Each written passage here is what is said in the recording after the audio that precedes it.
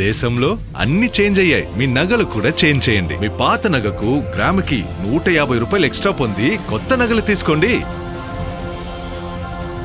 అదే తక్కువ తరుగుకు మీ లలితలో మాత్రమే. ఎగువన కురుస్తున్న వర్షాలకు ఉభయ గోదావరి జిల్లాలో గోదావరి ఉరకలేస్తుంది. మహారాష్ట్ర, ఒడిశా, ఛత్తీస్గఢ్ రాష్ట్రాల్లో దంచి కొడుతున్న వర్షాలే వరద ఉధృతికి కారణం. భారీ వర్షాలతో గోదావరి ఉపనదులు పొంగి పొర్లుతూ గోదావరిలోకి వచ్చి చేరుతున్నాయి. దీంతో వరద ప్రవాహం భారీగా పెరిగింది. పోలవరం ప్రాజెక్టుకు ఏకంగా 1,00,000 క్యూసెక్కుల నీరు ఉరకలెత్తుతోంది. దీంతో అలర్ట్ అయిన జలవనరుల శాఖ అధికారులు 48 గేట్లను ఎత్తివేసి నీటిని దిగువకు విడుదల చేస్తున్నారు. ఏరులై పారుతున్న గోదావరిపై మరింత సమాచారం మా ప్రతినిధి వర్మ అందిస్తారు.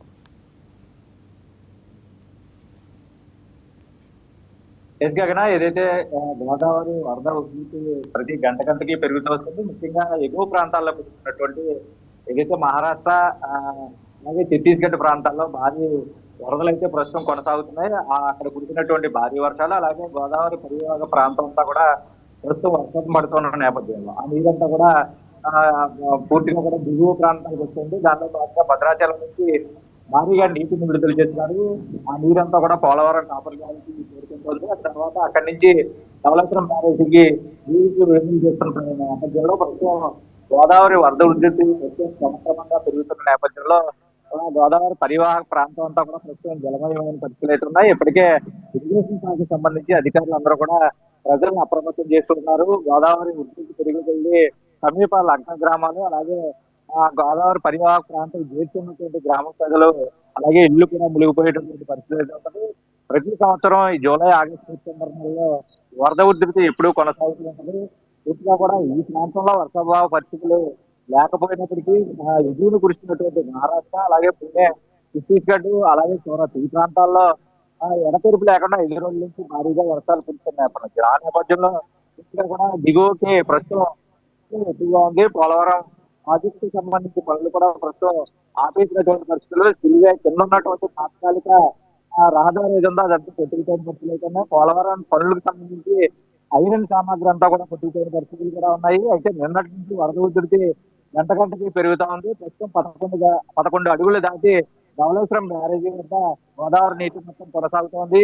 ఇందులో వద్ద 27 మీటర్లు, కాపర్ డ్యామ్ ఎగువన 28 మీటర్లకు దగ్గరలో ప్రస్తుతం గోదావరి వరద ఉధృతి కొనసాగుతుంది. స్పిల్వే దగ్గర అయితే 27.5 మీటర్లతో ప్రస్తుతం గోదావరి నీటి మొత్తం కొనసాగుతుంది. అయితే ఇది 30 అడుగులకి పైబడి వచ్చే అవకాశం అయితే ఉంది. కాబట్టి ఏదైతే నిర్వాసిత ప్రాంతాలు ఉన్నాయో ఆ ప్రజలందరూ కూడా అప్రమత్తంగా ఉండాలని చెప్పి అధికారులు ప్రస్తుతం ఆదేశాలు కూడా జారీ చేశారు. ఒకవైపు ఆ ప్రాంతంలో ఎవరు సంచరించవద్దు, ఆ గట్ల వెంపటి కూడా ఎవరు తిరగొద్దు అని అధికారులు ఆదేశాలు జారీ చేశారు. ఏదైతే ఉదయం గండిపోసమ్మ ఆలయానికి అమ్మవారికి సంబంధించి పాదాల వరకు ఉన్నటువంటి నీరు ప్రస్తుతం అమ్మవారి విగ్రహం కూడా మునిగిపోయేటటువంటి పరిస్థితుల్లో ప్రస్తుతం వరద ఉధృతి కొనసాగుతున్న ప్రాంతం అంతా కూడా మునిగిపోయిన పరిస్థితి. ఆలయానికి వెళ్ళేందుకు కూడా రహదారులన్నీ కూడా నీటమయం అయిపోయిన పరిస్థితులు అయితే అక్కడ ఉన్నటువంటి షాపులన్నీ కూడా దుకాణాలు కూడా నీటితో మునిగిపోయినటువంటి పరిస్థితి.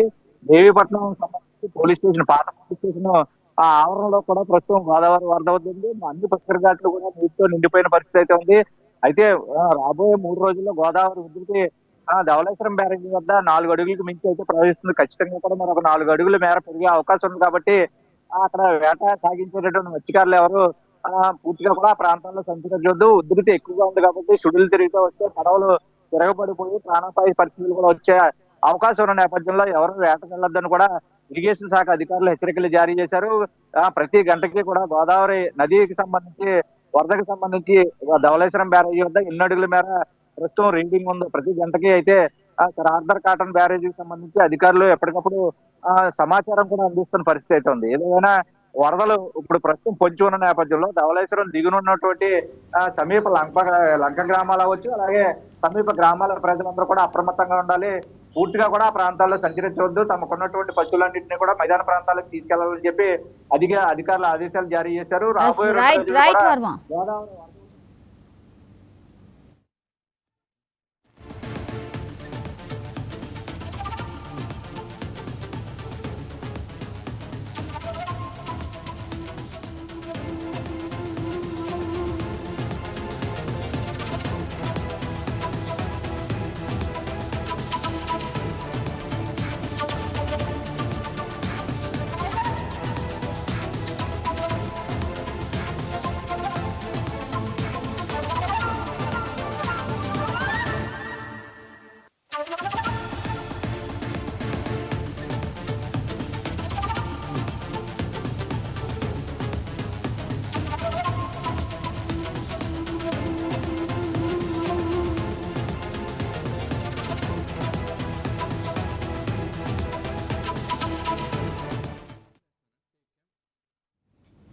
కర్నూలు పట్టణంలో ఓటర్ల జాబితా ప్రత్యేక సవరణ ప్రక్రియను అధికారులు మరింత వేగవంతం చేశారు. ఇందులో భాగంగానే పాతబస్తీ పరిధిలోని 5వ వార్డులో ప్రత్యేక శిబిరాలను ఏర్పాటు చేసి నూతన ఓటర్ల నమోదు, తప్పుల సవరణ కార్యక్రమాలను ముమ్మరంగా నిర్వహిస్తున్నారు. ఈ వార్డులో ఇప్పటికే 56% ప్రక్రియ విజయవంతంగా పూర్తయిందని, మిగిలిన 5 రోజుల్లో కూడా అధికారులతో పాటు బూత్ స్థాయి అధికారులు, బూత్ స్థాయి ఏజెంట్లు అందరూ సమన్వయంతో 100% పూర్తి చేస్తామని మాజీ కార్పొరేటర్ శేషు యాదవ్ తెలిపారు. అర్హులైన ప్రతి ఒక్కరూ ఈ అవకాశాన్ని సద్వినియోగం చేసుకునేలా క్షేత్రస్థాయిలో విస్తృతంగా అవగాహన కల్పిస్తామంటున్న శేషు యాదవ్తో మా ప్రతినిధి మురళీకృష్ణ ఫేస్ టు ఫేస్. ప్రక్రియకు సంబంధించి పనులు వేగవంతమవుతున్నాయి. ప్రధానంగా కర్నూలు పట్టణంలో ఉన్నటువంటి వార్డుల్లో ప్రత్యేక శిబిరాలు ఏర్పాటు చేసి దీనికి సంబంధించినటువంటి ఎన్యూమరేషన్ ఫామ్లు ఓటర్స్ నుంచి సేకరించేందుకు కూడా ప్రత్యేక శిబిరాలు ఏర్పాటు చేసి వాటిని త్వరితగతిన ఆన్లైన్లో ఎన్రోల్ చేస్తూ ఉన్నారు. దీనికి సంబంధించి మనతో పాటు మాట్లాడడానికి కర్నూలు మాజీ కార్పొరేటర్ శేష్ యాదవ్ ఉన్నారు. మరిన్ని విషయాలు అడిగి తెలుసుకున్నాం. చెప్పండి, ముఖ్యంగా మీ వార్డులో ఎంతమంది ఓటర్లు ఉన్నారు, వాళ్ళకి ఎన్యూమరేషన్ ఫామ్స్ అందినాయా, అందిన తర్వాత వాటిని ఫిలప్ చేయడంలో ఎట్లాంటి లోపం లేకుండా ఎలాంటి చర్యలు తీసుకుంటున్నారు? మా వార్డు 5వ వార్డు యందు 9,877 ఓటర్లు ఉన్నారు. వారికి ఇప్పటికే సుమారుగా 76% కంప్లీట్గా ప్రతి ఇంటికి మేము ఎన్యూమరేషన్ ఫారమ్స్ అందజేయడం జరిగింది. ఒక 56% మా యువత, మా వార్డులో ఉండే చదువుకున్న పిల్లలు అయితేనేమి, మా కార్యకర్తలు అయితేనేమి, మా బిఎల్ఏలు అయితేనేమి, మా బూత్ ఇన్ఛార్జీలు అయితేనేమి, ప్రతి ఒక్కరి సహాయ సహకారాలతో ఆ అప్లికేషన్ ఫిలప్ చేస్తూ మా మున్సిపల్ సిబ్బంది, మా కమిషనరు చెల్లా ఓబ్లేసార్ గారి ఆధ్వర్యంలో 137 నియోజకవర్గంలో మా అధికారులు, సచివాలయ సిబ్బంది, బిఎల్ఓస్ చాలా చక్కగా పనిచేయడం జరుగుతుంది. వారి సహాయ సహకారాలతో ఇప్పుడు మా వార్డు యందు 56% మొత్తం అప్లికేషన్ ఫిలప్ చేసి వాళ్ళకి ఎంట్రీ కూడా చేయడం జరిగింది డేటాలో. అంటే మొత్తం మీద ఈ అప్లికేషన్ ఫిలప్ చేయడానికి రాని వాళ్ళని పరిస్థితి ఎట్లా, వాళ్ళకి ఏమైనా స్పెషల్గా ఏమైనా ఈ శిబిరాల్లో ఆ ఫామ్ ఫిలప్ చేయడానికి కూడా ఏర్పాట్లు ఏమైనా చేస్తున్నారు? మా వార్డు యందు మా బూత్ ఇన్ఛార్జీలు, మా రాష్ట్ర మంత్రివర్యులు శ్రీ టీజీ భరత్ సార్ గారి ఆదేశాల మేరకు మా బూత్ ఇన్ఛార్జీలందరూ, మా కార్యకర్తలు మరియు అలాగే మిగతా పార్టీ సిబ్బంది, బిఎల్ఏస్ అందరి సహాయ సహకారాలతో అందరం యూనిట్గా కూర్చొని మేము ఒక 5-6 శిబిరాలు మా వార్డులో ఏర్పాటు చేసుకొని అందరి సహకారాలతో మా యువత, చదువుకున్న పిల్లలు ముందుకు వచ్చి అప్లికేషన్ ఫిలప్ చేస్తున్నారు. చక్కగా మా వార్డు అందు కర్నూలు టౌన్లోనే మా బిఎల్ఏస్ అయితేనేమి, మా బిఎల్ఓస్ అయితేనేమి, మున్సిపల్ సిబ్బంది అయితేనేమి వారి సహాయ సహకారాలతో చక్కగా అప్లికేషన్ ఫిలప్ చేసి ఇవ్వడం జరుగుతుంది. కొంత డబల్ ఎంట్రీ ఉండేటివి, కొన్ని డైడ్ అనేటివి, కొన్ని షిఫ్టింగ్ అనేటివి ఆ పర్యవేక్షణ, ఆ ఏరువేతలు ఉన్నాము. ఈ 2-3 రోజులు అది కూడా కంప్లీట్ చేస్తాము.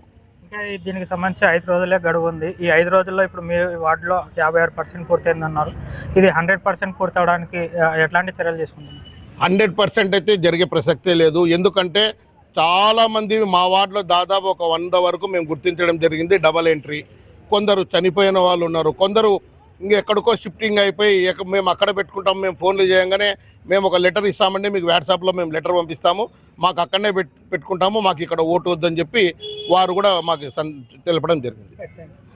ఇది చూస్తున్నారు కదా, ఇదైతే కర్నూలు పట్టణంలో ఈ ఎస్ఐఆర్ ప్రక్రియకు సంబంధించి ప్రత్యేక శిబిరాలు ఏర్పాటు చేస్తున్నారు. ప్రతి వార్డులో కూడా ఇట్లా ప్రత్యేక శిబిరాలు ఏర్పాటు చేసి ఓటర్ల నుంచి ఎన్యూమరేషన్ ఫామ్లు సేకరించి వాటిని ఎన్రోల్ చేస్తున్నారు. ప్రధానంగా ఈ ఫామ్ ఫిలప్ చేయడంలో ఏదైనా జాప్యం జరిగితే వాళ్ళకి, ఒకవేళ ఈ ఫామ్ ఫిలప్ చేయడం రాకపోతే ప్రత్యేకంగా ఈ బిఎల్ఓలు, బిఎల్ఏలు దానికి సంబంధించినటువంటి ఫామ్ ఫిలప్లో కూడా ప్రత్యేక చొరవ తీసుకొని ఆ ఫామ్ ఫిలప్ చేసి ఓటర్ల నుంచి ఎన్యూమరేషన్ ఫామ్స్ని సేకరిస్తున్నటువంటి పరిస్థితి. ఇది ఇక్కడ తాజా పరిస్థితి. వీడియో జర్నలిస్ట్ అశోక్తో మురళీకృష్ణ, వైకేటీవీ, కర్నూలు. ఆధ్యాత్మిక క్షేత్రం తిరుపతిలో జంట హత్యలు కలకలం రేపాయి. తిరుచానూరు రోడ్డులో టీటీడీకి చెందిన పద్మావతి కళ్యాణ మండపంలో జరుగుతున్న వివాహ వేడుకల్లో ఇద్దరిని కత్తులతో పొడిచి దారుణంగా హతమార్చారు. పాత కక్షలు, కుటుంబ కలహాల నేపథ్యంలోనే ఈ దారుణం జరిగినట్లు పోలీసులు ప్రాథమికంగా గుర్తించారు. కుటుంబ వివాదం, పాత కక్షలే ఈ దారుణ ఘటనకు కారణమై ఉండొచ్చని కోణంలో పోలీసులు విచారణ కొనసాగుతోంది. అసలు ఈ హత్యలు దారితీసిన పరిస్థితులు ఏంటి, పోలీసులు ఏ కోణాల్లో దర్యాప్తు చేస్తున్నారు, ఈ ఘటనపై మరిన్ని వివరాలను తిరుపతి జిల్లా నుంచి మా ప్రతినిధి సెల్వం అందిస్తారు. మంగళ వాయిద్యాలు, మేళ తాళాల మధ్య పచ్చటి పందిరిలో పెళ్లి జరగాల్సినటువంటి ప్రాంతంలో జంట హత్యలు ఇప్పుడు కలంకలం రేపుతున్నటువంటి పరిస్థితి. నిన్న అర్ధరాత్రి కూడా తిరుపతి పద్మావతి కళ్యాణ మండపంలో ఈ ఘటన చోటు చేసుకోవడం ఇప్పుడు చర్చనీయాంశంగా మారింది. దీంతో నగరం కూడా ఒక్కసారిగా ఉలిక్కిపడింది. ఏదైతే నిన్న అర్ధరాత్రి ఈ జంట హత్యలు జరిగాయో ఆ ప్రాంతంలోనే మనం ఉన్నాం. ఆ ప్రాంతాన్ని ఇప్పుడు ఒక్కసారి చూడొచ్చు కూడా. ఇదే ప్రాంతంలోనే ఏదైతే మునిరత్నం అదేవిధంగా మణికంఠ అనే ఇద్దరు వ్యక్తులపైన కూడా కత్తులతో దాడి చేసిన ఘటన నిన్న రాత్రి జరిగింది. ఒక్కసారి వివరాల్లోకి వెళితే ఏదైతే సంపూర్ణమ్మ అనే మహిళ తిరుమలలో కూడా ఇటు ఫైనాన్స్ నిర్వహిస్తూ వస్తుంటుంది. తన కూతురు అయినటువంటి మహిళను సంబంధించి కూడా ఇటు శ్రీకాళహస్తి నియోజకవర్గం ఏదైతే కూడా ఏర్పేడు మండలం చెంగాలపల్లి ఉంటుందో అక్కడ ఉన్నటువంటి గ్రామానికి సంబంధించి వ్యక్తికి కూడా ఇచ్చి, అంటే సునీల్ అనే వ్యక్తికి ఇచ్చి వివాహం చేసిన నేపథ్యంలో కొన్ని రోజులు సజావుగా సాగినటువంటి వాళ్ళ కాపురం అనంతరం కూడా ఎడమొఖం పెడమొఖంగా మారినటువంటి పరిస్థితి. దాదాపు 3 ఏళ్లుగా కూడా అతను ఆమెను పట్టించుకున్న నేపథ్యంలో కూడా ఏదైతే నిన్న రాత్రి ఆ సునీల్ అనే వ్యక్తి ఇక్కడ ఉన్నటువంటి ఏదైతే ఈ పద్మావతి కళ్యాణ మండపం ఉందో ఈ కళ్యాణ మండపం 3వ నెంబర్ హాల్ ఉంటుంది. ఆ హాల్లో కూడా అక్కడ ఉన్నటువంటి పెళ్లికి హాజరవడం కూడా జరిగింది. అంటే తనతో పాటు తన తండ్రి వాసుదేవ్ అదేవిధంగా తమ్ముడు ఉపేంద్రతో కలిసి ఈ వివాహానికి హాజరైనటువంటి పరిస్థితి. ఈ నేపథ్యంలో ఈ విషయం తెలుసుకున్నటువంటి సంపూర్ణమ్మ ఎవరైతే తమ కుమార్తెకు వివాహం చేసుకున్నటువంటి సునీల్ ఇక్కడ ఉన్నాడని చెప్పి కూడా ఎవరైతే వివాహం ఆ రోజు మధ్యలో ఉండి చేశారో ఆ వ్యక్తులు ఎవరైతే మునిరత్నం యాదవ్ అదేవిధంగా మణికంఠను కూడా ఇక్కడికి పిలిపించినటువంటి పరిస్థితి. సదరు వ్యక్తులు కూడా వెంటనే ఇక్కడికి చేరుకొని ఈ పద్మావతి కళ్యాణ మండపం 3 ప్రాంతానికి చేరుకొని అక్కడ కూడా ఆ సునీల్తో కాసేపు వాగ్వాదం జరిగినటువంటి పరిస్థితి. ఈ నేపథ్యంలో అక్కడ ఉన్నటువంటి టీటీడీ విజిలెన్స్ సెక్యూరిటీ కూడా దాన్ని గమనించి వెంటనే వాళ్ళని అదిలించి అక్కడి నుంచి తరిమే ప్రయత్నం కూడా చేశారు. ఈ నేపథ్యంలో ఏదైతే కూడా ఈ పద్మావతి మెయిన్ గేట్ ఉందో ఆ గేటు వద్దకు రావడంతోనే ఇక్కడ విచక్షణ రహితంగా కూడా ఇటు మునిరత్నంని అదేవిధంగా మణికంఠని ఏదైతే కూడా సునీల్ వాళ్ళ తండ్రి వాసుదేవ్ను తమ్ముడు ఉపేంద్ర కూడా ఇటు తాము తెచ్చుకున్నటువంటి కత్తులతో విచక్షణ రహితంగా కూడా దాడి చేసినటువంటి పరిస్థితి. అయితే వీళ్ళు ముందుగానే పక్కా ప్లాన్ ప్రకారమే వాళ్ళ దగ్గర ఈ మారునాదాలను కూడా ఉంచుకున్నట్టు కూడా మనకి తెలుస్తుంది. ఏదైతే కూడా గతంలో వాళ్ళకి చాలాసార్లు కూడా వాదోపవాదాలతో పాటు ఒకరి మీద ఒకరు దాడి చేసుకున్న ఘటన నేపథ్యంలోనే వాళ్ళు కూడా తమ వంట ఈ మారణ ఆయుధాలను కూడా వెంట పెట్టుకున్నారని కూడా ఒక సమాచారం అయితే మనకి ప్రధానంగా తెలుస్తుంది. ఏది ఏమైనప్పటికీ ఈ దీనికి సంబంధించి ఏదైతే రాత్రి ఈ గొడవ జరిగిందో వెంటనే పోలీసులు కూడా ఘటనా స్థలానికి చేరుకున్నారు. ఇక్కడ ఉన్నటువంటి సీసీటీవీ విజువల్స్ను కూడా పూర్తి స్థాయిలో తమ కంట్రోల్లోకి తీసుకొచ్చినటువంటి పరిస్థితి. ఈ నేపథ్యంలో ఎవరైతే ఈ దాడికి పాల్పడ్డారో వాళ్ళని కూడా ప్రత్యేక బృందాలుగా ఏర్పడి కూడా వాళ్ళని కూడా ఇప్పుడు ఆధీనంలో తీసుకునే ప్రయత్నం అయితే చేస్తున్నారు. ప్రస్తుతం 2 ప్రత్యేక బృందాలు, ఒకటి చిత్తూరుకి మరొకటి మదనపల్లికి కూడా వెళ్ళినట్టు కూడా తెలుస్తుంది. వాళ్ళని కూడా వీలైనంత త్వరగా అరెస్ట్ చేస్తామని చెప్పి కూడా ఇటు తెలుస్తున్నటువంటి పరిస్థితి. ఏదైతే సునీల్ వాళ్ళ అక్క కూడా దీంట్లో ప్రమేయం ఉందని చెప్పి ఇటు పోలీసులు కూడా భావిస్తున్నారు. ఈ నేపథ్యంలో ఒక్కసారిగా అంటే వీళ్ళందరినీ కూడా ఖచ్చితంగా అదుపులోకి తీసుకొని ఇటు మీడియా ముందర కూడా ప్రవేశపెడతామని చెప్పి కూడా ఇటు పోలీసులు అయితే కూడా తెలిపినటువంటి పరిస్థితి. మరొక ముఖ్య అంశం ఏదైతే కూడా టీటీడీ ఆధ్యాత్మిక కేంద్రాలు కావచ్చు, అదేవిధంగా పెళ్ళిళ్ళు అంటే టీటీడీ కళ్యాణ మండపంలో పెళ్లి చేసుకుంటే స్వామివారి చెంత చేసుకున్నంత ఆనందంగా కూడా ఇటు వధూవరులు కూడా ఎంతో ఆనందాన్ని కూడా వ్యక్తం చేస్తుంటారు. అలాంటి ప్రాంతంలో ఈ విధంగా నిన్న జంట హత్యలు జరగడం ఇప్పుడు తీవ్ర కలంకలం రేపుతున్నటువంటి పరిస్థితి. దీనిపైన కూడా అంటే మరింత సెక్యూరిటీని కూడా ఈ ప్రాంతాల్లో పెంచాల్సిన అవసరం ఎంతైనా ఉంది. కాబట్టి ఖచ్చితంగా ఈ కోణంలో కూడా ఇటు టీటీడీ అదేవిధంగా తిరుపతి జిల్లా పోలీస్ యంత్రాంగం కూడా ఈ ఏదైతే కూడా ఇలాంటి కళ్యాణ మండపాలు ఉంటాయి ఈ ప్రాంతాల్లో కూడా నిఘా పెంచాల్సిన అవసరం ఎంతైనా ఉందని చెప్పి కూడా ఇటు నగరవాసులు అయితే కూడా కోరుతున్నటువంటి పరిస్థితి ఉంది. అయితే దీనిపైన ఇటు పోలీసు యంత్రాంగం కావచ్చు, అటు టీటీడీ అధికారులు ఏ మేరకు స్పందిస్తారనేది మాత్రం మనం వేచి చూడాల్సినటువంటి పరిస్థితి అయితే ఉంది. కెమెరా పర్సన్ కన్నయ్యతో సెల్వం, తిరుపతి నుంచి. విశాఖపట్నం పనిమంతుల మణిమకుటంగా నిలిచింది. ఉరకలు వేసే శ్రామిక శక్తికి ఆలవమని కేంద్ర ప్రభుత్వం చేసిన ఓ సర్వే తేల్చింది.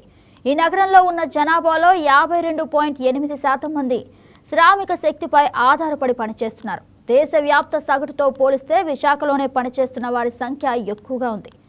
ఈ నగరంలో పనిచేయడానికి సిద్ధంగా ఉన్న జనాభా కూడా 10 లక్షల కంటే ఎక్కువ జనాభా ఉన్న నగరాలతో సగటుతో పోలిస్తే ఎక్కువగానే ఉంది. ఇక విశాఖలో 56.2% మంది పనిచేసేందుకు ఆసక్తి చూపుతున్నారు. ఇదే అంశానికి సంబంధించి పూర్తి సమాచారం విశాఖపట్నం నుంచి మా ప్రతినిధి దుర్గా ప్రసాద్ అందిస్తారు. పనిమంతుల మణిమగటం ఉరకలు వేస్తే శ్రామికవేత్తనం విశాఖ. ఇది ఎవరో చెప్పింది కాదు, ఒక జాతీయ సర్వే చెప్పిన మాట. దేశవ్యాప్తంగా అన్ని జిల్లాల్లో అన్ని రాష్ట్రాల్లో ప్రధాన నగరాల్లో కూడా ఓ జాతీయ సంస్థ అయితే ఇటీవల ఒక సర్వే నిర్వహించింది. అసలు ఎవరు ఎక్కువగా పని చేయడానికి ఆసక్తి చూపిస్తారు, దేశవ్యాప్తంగా ఏ సిటీలో యువత పని మీద ఇంట్రెస్ట్ కలుగుతుంది, ఇంట్రెస్ట్ చేస్తారు, లేదా ఇంట్రెస్ట్ ఉంటారు, లేదా బిజినెస్లో కానీ అసలు ఏం చేస్తారో, అసలు వాళ్ళ ఆలోచన ఏ విధంగా ఉన్నాయని చెప్పి ఒక మంచి ఆ టాపిక్పై ఇటీవలే ఒక దేశవ్యాప్తంగా కూడా ఒక సర్వే అయితే చేయడం జరిగింది. అయితే దేశంలోనే 52.8% అయితే విశాఖలో ఉన్న ప్రజలు ఎక్కువగా కష్టపడేందుకు కావచ్చు, లేదా పనులు చేసేందుకు కావచ్చు, లేదా సొంతంగా వ్యాపారాలు చేసుకునేందుకు కానీ చాలా ఆసక్తి చూపిస్తారని చెప్పేసి కూడా ఒక సర్వే అయితే రావడం జరిగింది. అంటే పనిమంతులు ఎక్కువగా ఉండేవారు కావచ్చు, శ్రామికులు ఎక్కువగా ఉండే ప్రాంతం, ఎక్కువ మంది సెల్ఫ్ ఎంప్లాయ్ మీద ఆసక్తి చూపిస్తారని చెప్పేసి కూడా ఒక సర్వేలో అయితే తేలడం జరిగింది. మరోవైపు ఎక్కువగా ఇండస్ట్రీ పరంగా అటు ప్రైవేట్ సంబంధించిన ఉద్యోగాల్లో కావచ్చు, లేకపోతే ప్రభుత్వ పరంగా ఉన్న ఉద్యోగాలు కావచ్చు, ఎక్కువగా జాబులు చేసుకునేందుకు ఎక్కువ మంది అంటే యువకులు కావచ్చు, ఔత్సాహికులు కావచ్చు, ఎక్కువ మంది ఉద్యోగాలు చేసేవారు, పని చేసేవారు, కష్టపడేవారు ఎక్కువగా విశాఖలో ఉన్నట్టయితే ఒక సర్వే తేలింది. మరోవైపు కష్టార్జితం మీద బ్రతకాలి, మన సంపాదన మనం సంపాదించుకోవాలి, మన కాళ్ళ మీద మనం నిలబడాలని చెప్పేసి చాలామంది ఎక్కువగా సొంత వ్యాపారాలు కావచ్చు, లేదంటే ఏదో విధంగా పని చేసుకుంటూ కుటుంబాన్ని పోషించే దిశగా అడుగులు వేస్తారని చెప్పేసి కూడా ఈ సర్వేలో తేలడం జరిగింది. అయితే దేశవ్యాప్తంగా ఉన్న అన్ని జిల్లాలు, అన్ని రాష్ట్రాల్లో కూడా ఈ సర్వే నిర్వహించారు.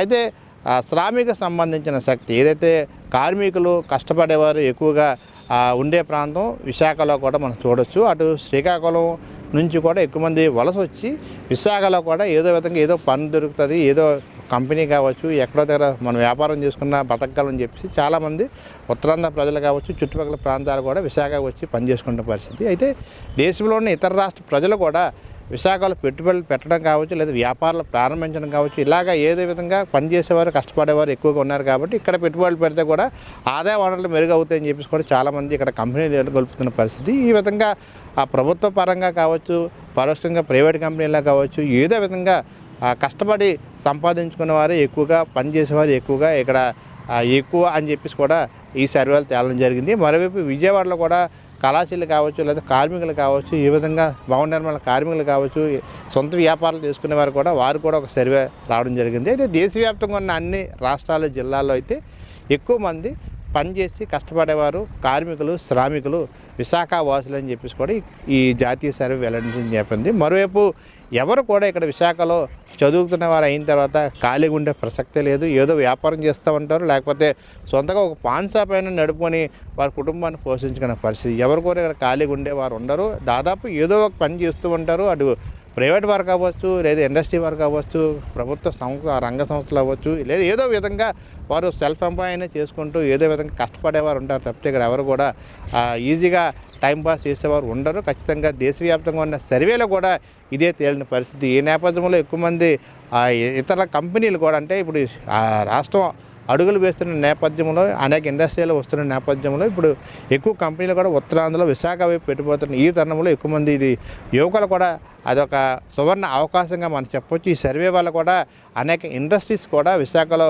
నెలకొల్పాలని చెప్పి ఆసక్తి చూపిస్తారు. ఎందుకంటే ఇక్కడ పనిచేసే యువకులు కష్టపడేవారు, ఇండస్ట్రీని డెవలప్ చేసే విధంగా అడుగులు వేస్తారు కాబట్టి ఖచ్చితంగా శ్రామికులు, కష్టపడేవారు, మంచివారు ఉన్న ప్రాంతం కాబట్టి ఖచ్చితంగా అనేక కంపెనీలు కూడా ఈ ప్రాంతంలో నెలకొల్పని చెప్పేసి ఆసక్తి చూపిస్తాయి. ఏదైతే ఈ జాతీయ సర్వే వల్ల అటు యువకులకి, ఔత్సాహికులకి, పారిశ్రామికలకు కూడా ఇది ఉపయోగకరంగా ఉంటుంది. అయితే దేశవ్యాప్తంగా వచ్చిన ఈ సర్వే అందరూ కూడా విశాఖ వాసులే కాకుండా ఉత్తరాంధ్ర ప్రజలు కూడా హర్షం వ్యక్తం చేస్తున్న అంశంగా మనం చూడొచ్చు. వీడియో జర్నలిస్ట్ కిషోర్తో దుర్గాప్రసాద్, వైకే న్యూస్, విశాఖ నుండి.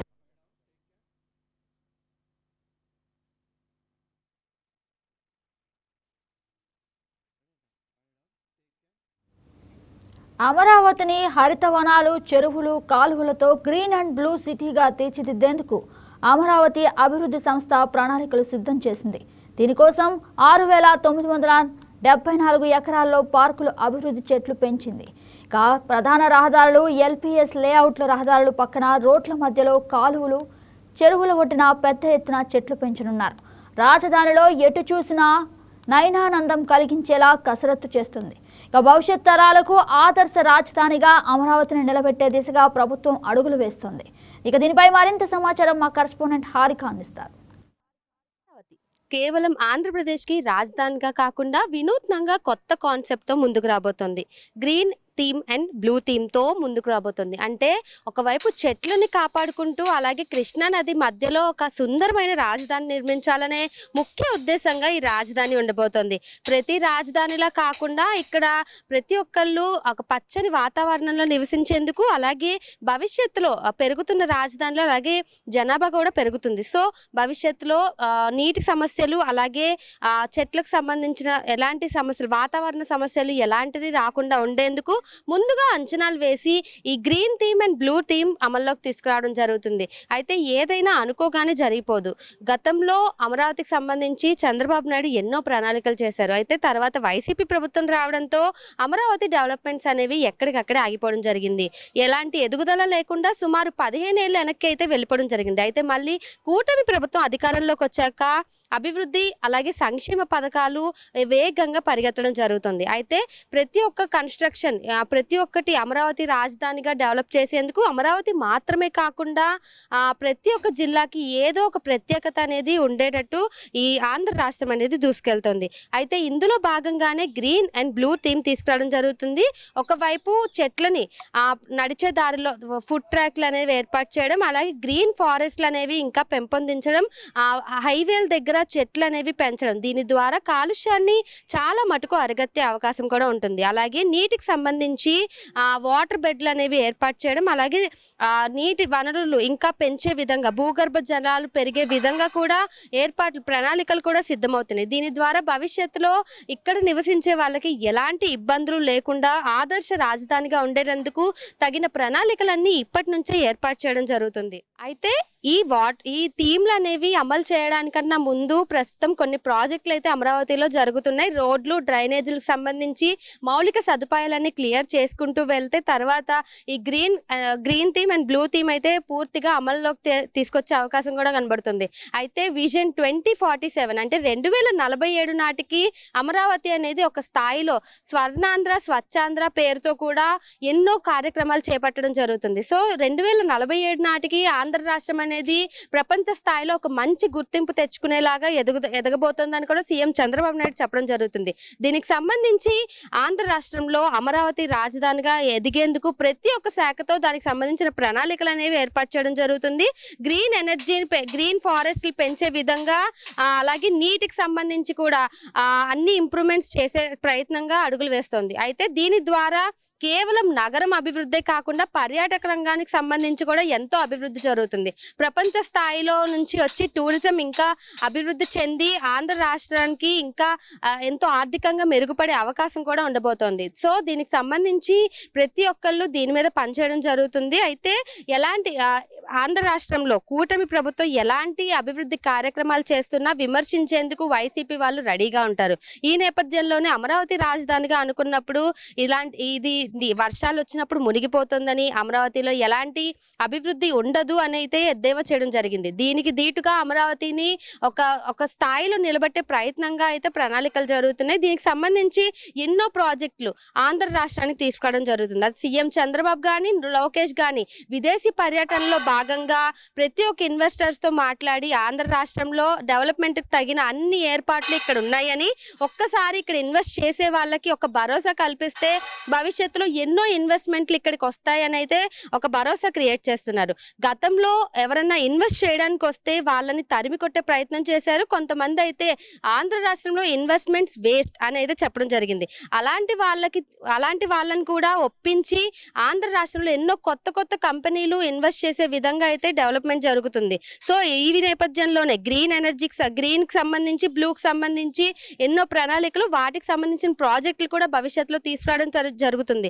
సో ఆంధ్ర రాష్ట్రం అనేది కేవలం నివాసించడానికి కాకుండా ఎంతో ఒక మంచి వాతావరణాన్ని క్రియేట్ చేసి ఇక్కడ ప్రజలందరికీ ఒక మంచి వాతావరణం, ఒక మంచి జీవన శైలి ఇచ్చే విధంగా అయితే కూటమి ప్రభుత్వం అడుగులు వేస్తుందని చెప్పుకోవచ్చు. వీడియో జర్నలిస్ట్ మౌలితో హారిక, వైకే న్యూస్, విజయ్.